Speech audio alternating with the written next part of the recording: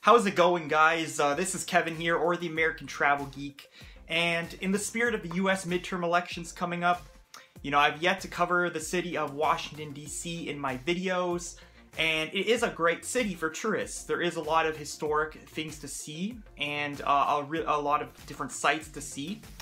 And so in this video, I'm going to be taking you guys through a list of kind of the must-see landmarks and more historic sites, the more iconic sites like the White House and the US Capitol building. And I'm also going to kind of show you where all these sites are on a map, so you know which sites are near each other and how you can kind of conveniently visit a bunch of them at the same time. So if you're ready, let's get into the video. And if you are looking for travel tips for US destinations, be sure to hit the subscribe button and click the bell beside it to be notified whenever I release a new video. And you'll get all the great recommendations and travel tips for US cities and other destinations in the US. So starting furthest to the west side, actually in Virginia, which is directly accessible to Washington, D.C., you'll find the Arlington National Cemetery and the Pentagon, and I'm going to cover both at once here. So the Arlington National Cemetery actually has Presidents JFK and William Taft buried there, and other notable names, so I think it's worth a visit. And the Pentagon, you can actually tour the Pentagon, which houses the US Department of Defense, but you have to book it within 90 days of your trip and at least 2 weeks in advance because they have to do a security clearance. But the good news is that, like other tours in Washington, D.C., this one is going to be free.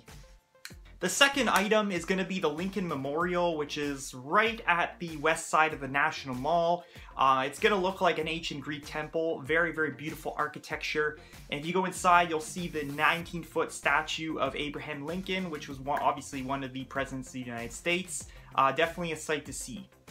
Number 3 on this list is going to be the Korean and the Vietnam War memorials, which are actually fairly close to each other, but the Korean War Memorial, which is directly to the south, I believe, has a bunch of statues and honors members of the US Armed Forces and all those who were involved with the Korean War efforts. And the Vietnam War Memorial, which has a bunch of wreaths, I believe, and a wall of all the names of all the people who were involved, also honors the members of the US Armed Forces who participated in the Vietnam War. Right next to the Korean War Memorial, you're going to actually find number 4 in this list, which is the Martin Luther King Jr. Memorial. This is another very large statue, a really great piece of art, and this obviously honors Martin Luther King Jr., who was a key figure in the Civil Rights Movement in America in 1964. Number 5 on this list, and in the center of the National Mall, you're going to find the World War II Memorial, which is another one of the more prominent sites in the National Mall. And again, very self-explanatory. It honors all those who were involved in the World War II efforts. Also, guys, I would love to know which of these attractions so far or landmarks is your favorite. So please head into the comments below and let me know which of these landmarks I've covered so far are you most excited to see. Number 6 on this list is what was once actually the most tallest building in America, believe it or not, is the Washington Monument, which is the tall, thin, pencil-like structure, I suppose. And unfortunately, this is actually, you can't go up it until spring 2019. I believe they're renovating it at the moment. But otherwise, it's actually free of charge to go up. You can reserve advance tickets, in which case they'll charge a service fee, or same-day tickets. But the same-day tickets, I heard in the busy months, it's actually very hard to get them, and you have to actually go early in the morning to wait in line. So, but otherwise, you can definitely see the monument from the outside. Number 7 on the list would be the Jefferson Memorial. Quite similar to the Lincoln Memorial, except it's designed more circular, and I believe it represents some building in Rome. I'd have to double check which one it is, but it also has I think also a 19-foot statue, this time of former President Thomas Jefferson, who helped sign the Declaration of Independence. in America. So that is a little further south, so it's kind of off on its own, so maybe a little more difficult to see that. But it's still not too far away from the National Mall. Number 8 on this list, and the most iconic attraction in Washington, D.C., the White House. So the White House is kind of located on the north end of the National Mall, kind of in the middle.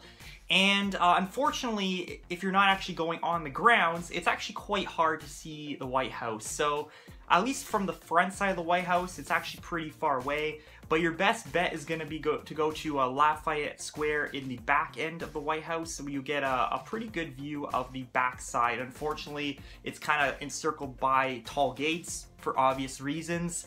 But you can actually do a White House tour. Now, you're gonna have to make a request. If you do live in the United States, you're gonna have to make a request from your member of Congress. And if you live outside the United States, you're gonna have to actually contact your country's embassy in Washington, D.C. to make a request for a tour, and it has to be done at least 21 days before you go, and up to 3 months in advance, I believe. I think they would also do like a security clearance, and that's why it takes so long. But on the bright side, the tour is free, so that's just some things to note there, and yeah. Number 9 on this list is also a very iconic building in Washington, D.C., and that is the U.S. Capitol building. So this is a big center of the U.S. government, and it houses the Senate and the House of Representatives within the larger building. And you can actually also do free tours here, which is really great. I think I would recommend that you book it in advance. However, I've heard that it's actually quite easy to get access to the building on the day of as well. So the choice is going to be up to you. But this is a very iconic building, so I think it's worth seeing. And to round out this list, right across the street from the U.S. Capitol, you can see the U.S. Supreme Court. And this is the third branch of the government, obviously, and unfortunately, the tours they have there are only self-guided. However, you can get in again for free, and you can actually, so only certain areas are accessible to the public, but you can actually go in for a court hearing, which is kind of cool. But I do hear it can get busy during the heavy tourism months like spring and summer, so be prepared for a line. So there we go. I pretty much covered all the main sites to see in Washington, D.C. I know it can get very overwhelming. You know, there's literally, throughout the whole National Mall, there's literally so many statues and other important things all over the place. But these, in my opinion, are the most important things, and all the things that I at least had a chance to see. I didn't actually go inside all these places, but there's some places like the U.S. Capitol that I didn't go inside, and I kind of regret not going, because it is very beautiful from what I've heard. So if you did enjoy this video, please leave a like, and if you did not, leave a dislike, and leave your feedback in the comment section below. And of course, remember to hit the subscribe button and click the bell beside it for more videos like these.